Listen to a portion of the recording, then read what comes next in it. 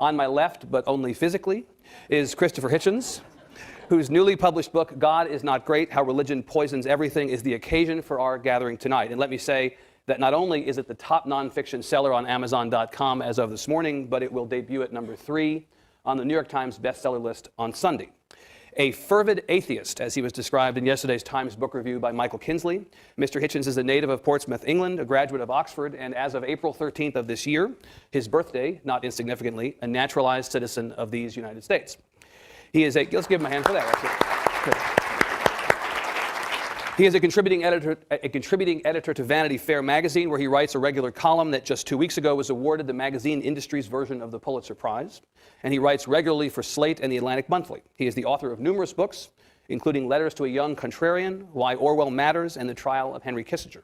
He is also a visiting professor of liberal studies at the New School for Social Research in New York.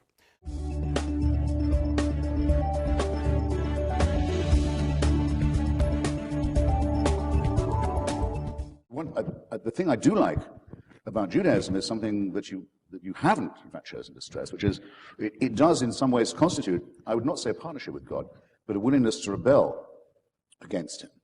That's different from Christianity and Islam. I mean, there's it's Rabbi Eliezer, I think, the debate about who's right about this question of the law, and he says, if I'm wrong, you know the story, let the river flow backwards, let the carob tree walk on its roots, let the roof of the temple fall in, and all these things happen. He still won't give up. He said, okay, if I'm wrong, let God say that I'm wrong. And God leans in and said, actually, you are wrong. You've been wrong all along. And Rabbi Eliezer says, well, not even God can decide this, because it's a matter of the law and of the majority in this meeting. And Elisha is supposed to have been asked later on, what did God think about all that? And he thought, well, it means the Jews are a bit more promising than some other groups of people I know. This is very nice, but don't you think it's a little bit anthropomorphic? Doesn't it suggest that we make God in our own image rather than the other way around? And wasn't that my point to begin with? Well, first... No moral person, I say, would show contempt and disgust about the female birth canal, as all religions invariably do, and about activities related to it, I may say, in both directions. Revulsion from it, disgust from it, scorn for it, and for all other forms of sexual congress. There seems to be a dread underlying all of this, a dread about the genitalia, a horror of women, a horror of their monthly effusions, a disgust, as I say, for their vaginas, that I don't find healthy. But it seems to me, in two senses, man-made. One, mammal-made, and two, made so that men can subordinate women, which seems to be a consistent finding in all religions. You will know that the pious Jew has to begin every day saying, God is to be thanked for not making me a woman or a Gentile. That's not moral preaching. No one goes around talking nonsense like that unless they think they have divine permission for it.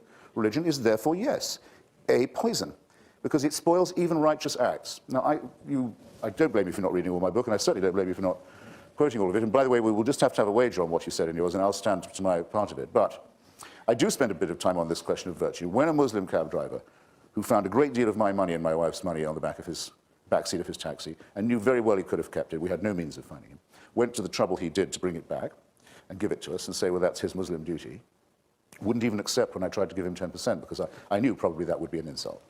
Really didn't, because it was his Muslim duty. First, I want to make 2 points. One is, I think that's trying to prove too much.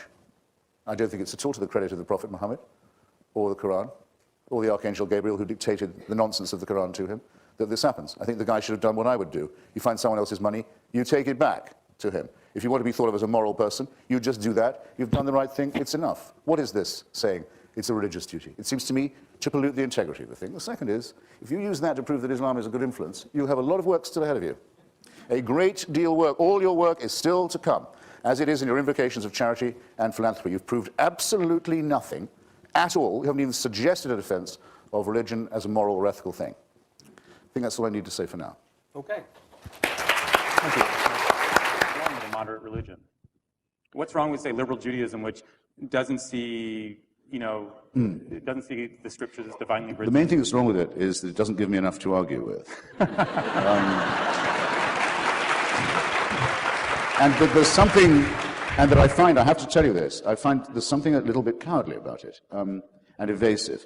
The night before I first debated Rabbi Wolpe in New York, I was debating with Douglas Wilson of Christianity Today, who's invited me onto his website. We've produced a book together. We've done a little dog and pony show together. And I was mentioning how religion makes people behave worse. And I gave, as my example, one of the Old Testament commandment to exterminate the children of Amalek, down to the last one. And the only way you can incur the disapproval of the divinity is by leaving one child alive. A very stern disapproval, too, if you don't absolutely complete the extirpation.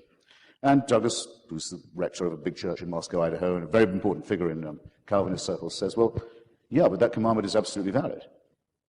I take it very seriously, he said. If I could find an Amalekite, I'd be absolutely sure to rub him out, and down to the last kid. Now, then I know that here's someone who really thinks that these books are the Word of God.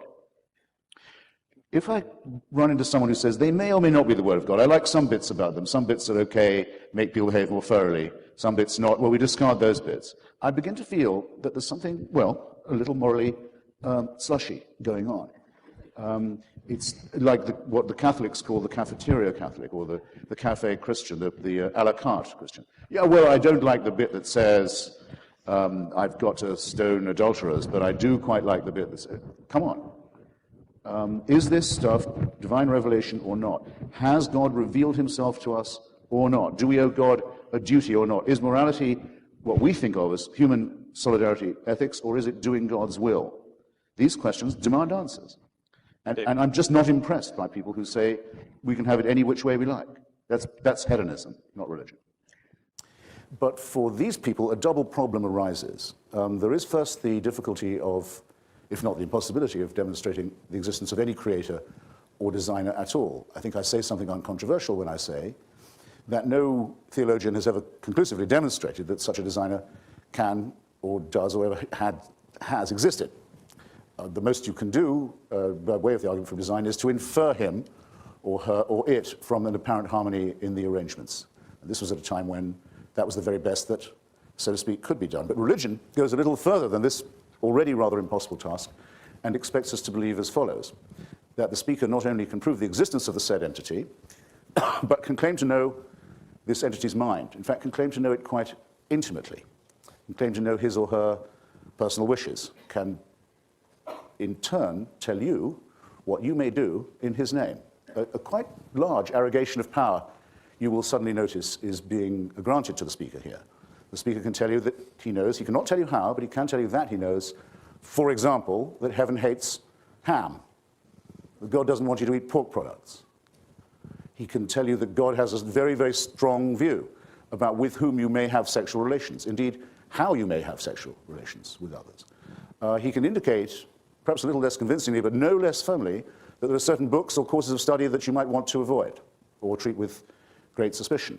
Now, this suggests to me already a design. I think I can see a design shaping up here, and I think I can see who designed it and created it. I think it was man-made. I think the whole inference, because you can certainly see a design at work, is that this is human, that it was designed at a time of great distress and great ignorance, and that it had an enormous advantage, the design of which can be inferred from every one of its practices. It gives to people, ministers, priests, rabbis, shamans, whoever's cell phone that is should know that we know where you live, by the way, and where your children go to school. It gives to those people power in the here and now, the only place where it really counts. If you are His Holiness the Pope and you have arrogated to yourself, for example, the power to bind and to loose, and to decide who may read what, and how many tithes must be paid, how many holy days must be observed, how many disciplines must be followed, are you seeking power in the hereafter, or are you seeking it now? It seems to me very obvious that, inescapable conclusion, that it's temporal power that's being talked about. And of a very dictatorial kind, I might add, an absolutist kind, a kind that is not open to the ordinary challenges. The divine right of kings was something you had to challenge not just at the risk of your life, which might end quickly, though the end itself would be slow and painful. The end would be final, but you were told you risked your immortal soul and the rest of your life too. That's quite a powerful instrument of secular discipline. And everyone can name their favorite example, I think, of how and where that kind of tyranny over the minds as well as the bodies of men was exerted. We think of it as belonging to our prehistory, but we only have to look as far as today's Iran, for example, to see a classic theocracy, a country from which I've recently returned, where I wondered how to convey sometimes the flavor of what theocracy really is like. Well, if you're a woman who gets in trouble with the regime and has committed a capital offense in Iran, but you're underage, you're a virgin, you may not be sentenced to death under the law of Iran, because the law forbids the execution of virgins. But you may be raped by the revolutionary guards so that you're no longer a virgin in the prison and then executed. I think that sort of conveys what people feel they're allowed to do when they think they have God on their side. And I could tell you far worse than that about what the arrogance of power is when it thinks it's backed by the divine. Well, a slightly low blow to kick off with, Dinesh, I must say. You didn't use your time to prove God's existence either. I think, and I think you'd have needed more time than I would if that's what we were here to debate. I imagine that it was held in common between us and this audience that it isn't possible to decide these matters finally, that no one has ever produced an ontological proof of God that is completely satisfying, nor a disproof that is completely satisfying. However, the burden surely is a little more heavy on those who say, I know that there is a God, and not only am I a deist, I'm a theist, I know what he wants. In fact, I know who his son is. In fact, I'm on sort of personal terms with the guy in ways that are not evident to you. That demands a slightly higher standard of proof, and to say you didn't come up to that scratch, my dear, I'm sorry, is to say the least of it. Okay? Now, Nietzsche is supposed to have said God was dead. Freud is supposed to have said God was dad. In the future of an illusion, his best essay on the subject, I think, he says that it's impossible to study religion without noticing its connection to wishful thinking. That people would like, as they expire, to think, I'm not going anywhere, I'm just going into the arms of a loving father. Yeah, who wouldn't like to believe that? Who here decides what they believe on the basis of their wish, though, may I inquire? Do any of you decide to believe things because they would console you? What about a word like, it hasn't come up yet in our discussion. Big, interesting, important word, begins with E, evidence. All the evidence is that the cosmos doesn't know we're here, that evolution doesn't know it's created us, that the stars don't look down on us, that there is no one who knows about or cares about or supervises our existence, that we have to face this on our own responsibility. That all the evidence is that way. There is no serious evidence any other way, but there is a strong desire that we could abolish and dissolve our responsibility and just relax and say, well, I'm so glad that as I check out, Daddy will be taking care of me. I've got some evidence. I don't think it's moral to be preaching that kind of thing. I'm sorry to say, and I think it's positively immoral to be preaching it to people who are ill, suffering, and defenseless. I think it's hateful to tell lies to people who are in that condition. What would you tell them? I would not encourage them to delude themselves. I just want to say, and when my turn comes, I won't listen to any rubbish of that kind. I want you to. Oh, go ahead. I could not possibly be more serious about it.